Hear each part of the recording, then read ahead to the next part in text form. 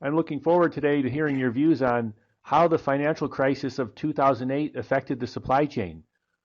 So my first question is, what is your view on how the financial crisis from 2008 affected the supply chain?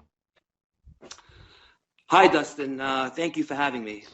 Well, the supply chain of 2008 really changed the landscape of how people conduct their commerce. For example, efficiency has become the primary concern of most supply chains. So with that, what has happened is you have a different array of changes that have occurred. For example, weight limits have become astronomical. So what that's meant is people are loading more weight and more product onto their loads to be more efficient. And in turn, what that's done is created issues on the back end of the business. That's interesting. Would you say that the crisis is over? That is a good question. I believe that yes, it is recovering, and it has been good growth these past few years, especially on the East Coast, where there's been double-digit growth on all the East Coast ports in the past 4 or 5 years. Even though it is over, though, you still have a lot of importers and exporters that have changed the way that they've conducted their supply chain, and that has been solidified. So you don't have people going back to the old, I would say normal ways. The new trends that everyone has adapted to has become the norm, which is one of the reasons why, if you see now what's happening with a lot of the major shipping companies in the world, is they're trying to implement export mandatory scale tickets, which is going to throw a wrench at the entire changes that have occurred this past 7 years or so. So what should supply chain managers do to prepare for possible future crises or to deal with the past one that still has its effects? Right. So that's the interesting thing, which is one of the things that have changed. Back to the original question that you asked on what has changed. So what you have now is you have importers and exporters trying to cut out one stop in their supply chain. So for example, you'll have clients that would say, okay, usually we're shipping X to customer A, and they're taking half a load. What if we were able to push a full load to them, and then we could send an entire load, and then this way we could cut out one of the stops, which will basically cut out handling, storage, transportation, etc., etc.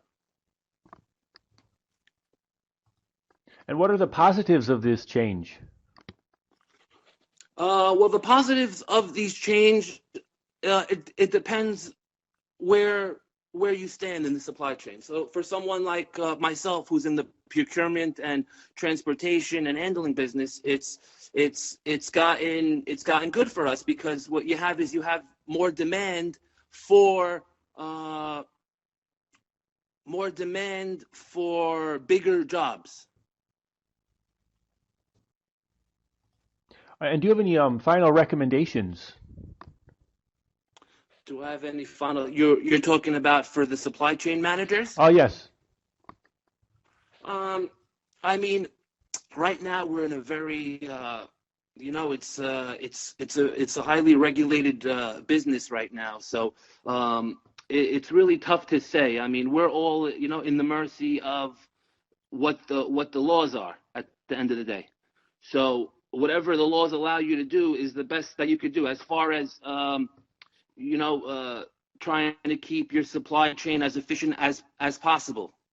So it's really tough to say. It really depends on your industry, whether you're selling, whether you're importing and distributing sugar, or it's plastic or paper. It really all comes down to who your customers are, how how you're currently operating, and so forth. And where can a supply chain manager learn more about the options available? For example, you mentioned some of the laws.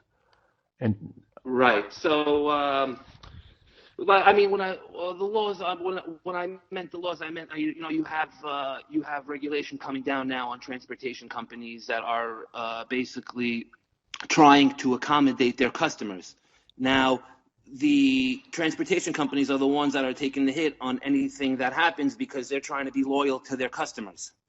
So it's basically give or take. It's up to transportation companies to decide, hey, I don't want to work with these companies because they're breaking too many laws. And every time I have mentioned it to them, it's falling on deaf ears.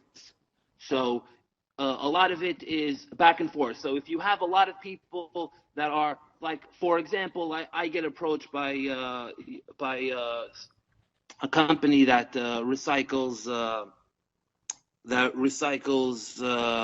paper, and they have loads that are north of 57,000 pounds.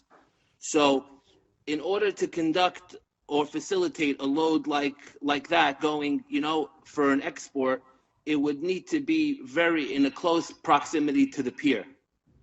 So what you have now is a lot of transportation companies that throughout these couple of years have gotten burnt, and there's less and less in them. So now these exporters are having a hard time finding capacity, and they have to change the way that they do their regular business. And how do you see the economy developing potentially in 2016? Like I said, I'm really gung-ho and excited about it. Like I said, this past couple years, all the East Coast ports in the United States have experienced double-digit growth. This past 4 or 5 years, and our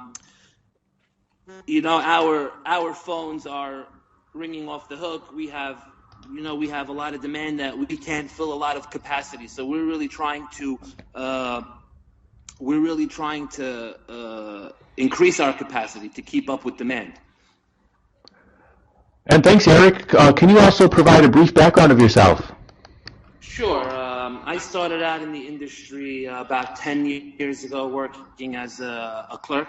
I've always been fascinated with the supply chain and logistics business. I was promoted a couple times to associate operations manager, and then I was working in 2 different companies that are not existent anymore.